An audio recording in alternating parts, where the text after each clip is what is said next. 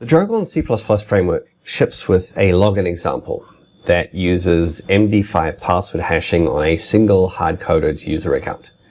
Like MD5 in 2026, my goodness! Even the example's author says, don't do this. So, as part of my project to learn Drogon's ORM, I've rebuilt this login example to look up user accounts in a database instead, and also replace the hideous MD5 password hashing algorithm with something that's fit for purpose. It can create admin accounts from the command line to bootstrap the server, and you can also log in and log out from any account that's in the user database. This is my first real step toward a production SaaS backend. Let me show you how I did it. First up, let's heed the warning and replace the MD5 password hashing algorithm with something that's secure. And for that, I picked libsodium, which is an easy-to-use crypto library. And by crypto, I mean cryptography, not cryptocurrencies like Bitcoin. So, encryption, decryption, password hashing, that sort of thing. And it has two very convenient functions for password hashing. This crypto keyword hash str, which does the password hashing, and then it has a corresponding crypto password hash underscore verify, which will compare a password with a stored hash. And with these two functions, oh, by the way, these two functions use the latest hashing algorithm, the one that's recommended for production use. So now that passwords are secure, we need somewhere to store the user accounts. And for this example, it's very simple because all we're doing is user login. So we have a database with a users table, and every user has a unique ID, has a username, has a password. The password salt in the hash is stored there, and an isAdmin flag for whether they're an admin or not. I also added a created at and updated at columns, even though they're not needed for this simple example. Actually, I went way overboard and created a full database migrations module as well, which is completely unnecessary for this example, but future me will be grateful. One thing I really like about the Sodium library is that the password hash, the salt, all the details are in one string. So if you look at this password salted hash field here, you'll see it says Argon2. So it's using the Argon2 algorithm.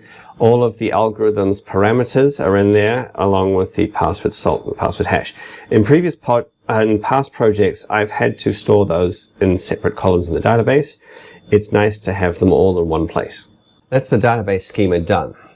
Now, how do we use it with Drogon's ORM? If you've used something like Silverstripe or Ruby on Rails, then you're probably expecting that you'll write some C++ classes modeling the schema, and then Drogon's ORM will generate the database handling code for you along with the database itself.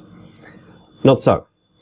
Drogon takes the complete opposite approach. So what you do is you first create an empty database.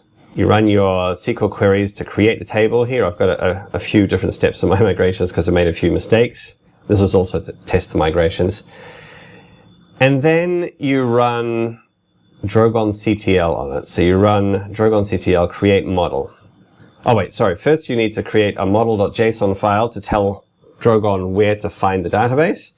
And then you run Drogon CTL create model, and that will generate the classes matching the database for all of the tables. So in this case, we've got a users class, got the header file here and the C++ file.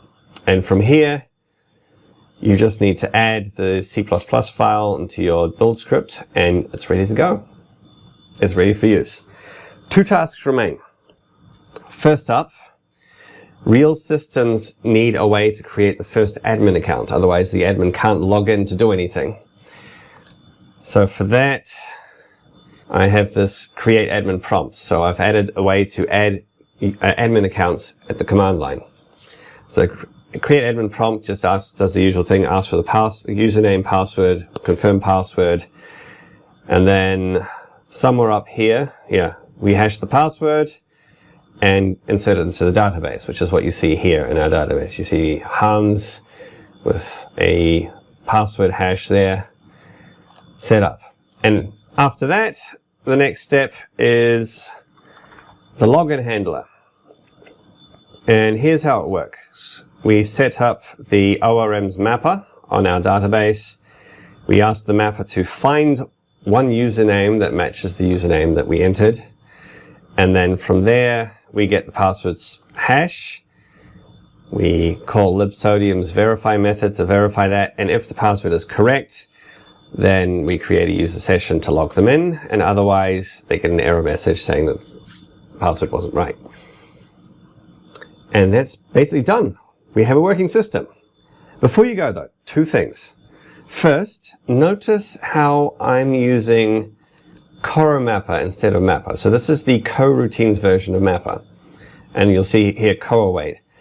I recommend using coroutines for any new Drogon project because coroutines are awesome. I've covered that in a different video. I'll leave a link below the video. And the second thing is I have completely skipped explaining the database migration system and also how to set up SQLite on a production website. It's possible because I did it when I was going overboard. I did that, but it's not straightforward with Drogon. Now those will be topics for future videos. The first of those should appear here. Hit the subscribe button to follow along, and I will see you next time.